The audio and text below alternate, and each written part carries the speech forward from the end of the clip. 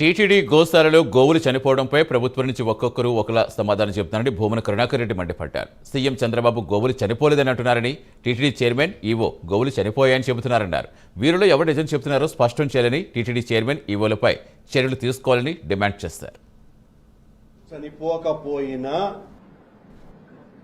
చాలా యాగి చేస్తున్నారు వైఎస్ఆర్ కాంగ్రెస్ పార్టీ వాళ్ళు అనని ఎంత విష ప్రచారం జరుగుతోందో చూడండి అని చెప్పటం జరిగింది.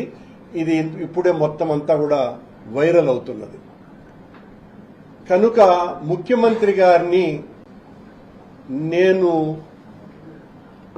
అడుగుతున్న విషయం ఏంటంటే, ఉదయాన మీ ఈవో శ్యామలరావు గారు 43 ఆవులు చనిపోయాయి అని ప్రకటన చేసినందుకు,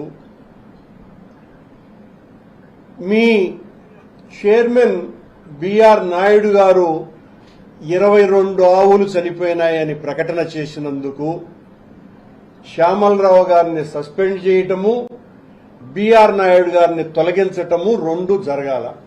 మీరేమో ఒక్క ఆవు కూడా చనిపోలేదు అని మీరు చెప్పినారు. మీరు చెప్పి అంతా కలిపితే 2-3 గంటలు కూడా కాలేదు.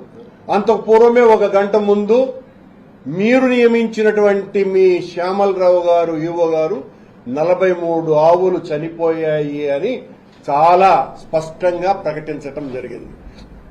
అలాగే అధ్యక్షుడు